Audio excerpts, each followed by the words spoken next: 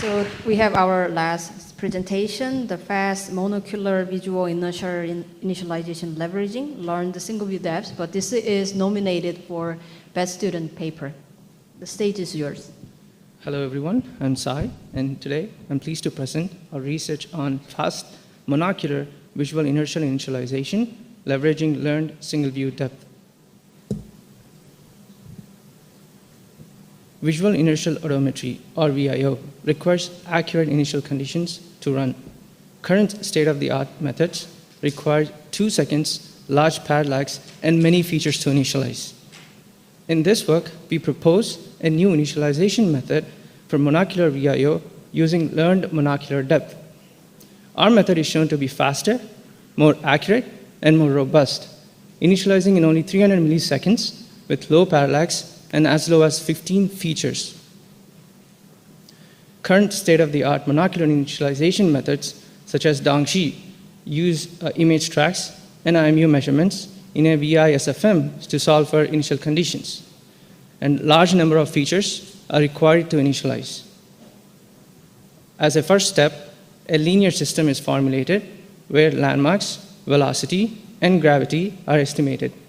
The linear system is of dimensions 6 plus 3m, m for number of landmarks, which are then passed to BA for further refinement before passing it to VIO. Our key idea is to propose learned monocular depth to reduce the linear system. We propose a new model for 3D landmarks with respect to learned affine invariant depth, d sub I. As shown, to represent all the landmarks, we only need A and B, scale and offset. Because of the reduced system, RANSAC is practical.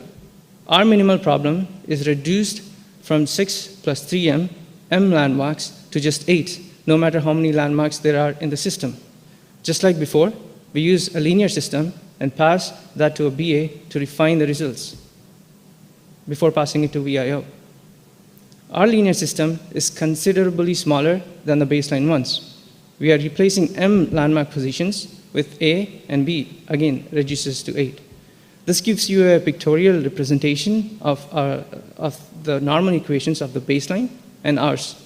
This gives you an idea of the difference in their sizes. We tested our proposed method on EuRoC Vicon dataset with 5 keyframes over a half a second window. The results are averaged over hundreds of different initializations. We are using lightweight off-the-shelf MIDAS network running on a CPU. We compared our method with 2 baselines. One is DS3D, which I talked previously, which estimates all the landmarks, and second, DS plus DP, which is our re-implementation of a method that uses monocular depth priors in a BA system. As results indicate, we outperform both of the baselines in terms of scale error and ATE within the initialization window.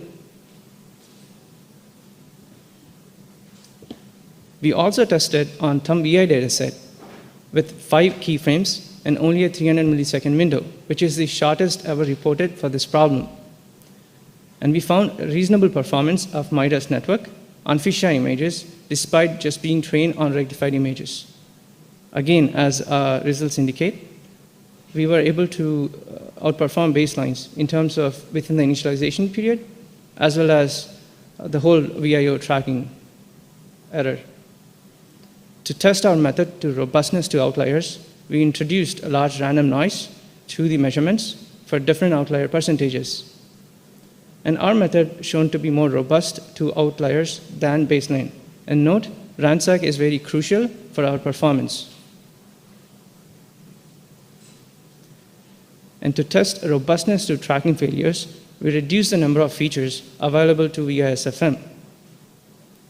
And we are able to robustly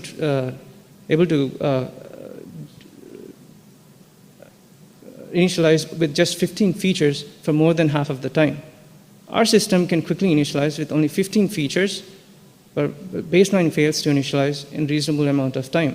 Our method is up and running while baseline is still trying to initialize.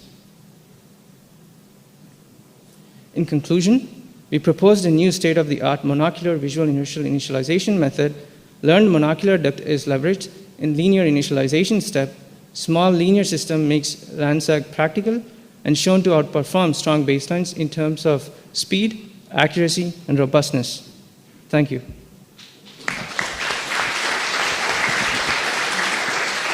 Thank you. Any questions from the audience? Okay. So nice talk. Nice talk. You mentioned that related work requires some parallax, like for the initialization, because I think there is an observability that you have to satisfy to observe all the variables, right? In which way your approach is changing the observability of the system? In other words, can you initialize also if the robot is not moving at all? Can you still initialize? Is the question, the previous methods required large parallax. Does your method, can it initialize just staying still? Yeah, pretty much. Well, as we claim, we don't require large parallax, but some amount of excitation for the IMU is needed to initialize. And as shown, it doesn't have to be a long enough period, but we were able to initialize at 300 milliseconds. So kind of small nudge of excitation and little parallax is still needed, but not large enough parallax like classical methods do. Yeah, thanks. Okay, is there any other question? Yeah. Yeah, one front. Yeah, I think that's thanks for the great talk. I saw in one slide that you estimated the gravitational acceleration of, like in that area on Earth. I wonder if that has a lot of effect on how the drone would fly. I'm sorry, could you repeat the question? Like I saw that you estimated the gravitational acceleration. I wonder if that is like more or less a constant, or do you need like a precise value for the drone flight? So is the question, gravity is constant, 9.81, why we estimated gravity? Yeah, kind of. Yeah, that's a good question. So in the literature in classical methods, they actually constrain, they use the leverage the information of the gravity 9.18 and form a constrained linear optimization problem. And so we kind of adopted from that, which showed more robustness than just estimating 9.18 as a constant value. Oh, thank you. Okay, thank you very much. Let's thank our speaker again.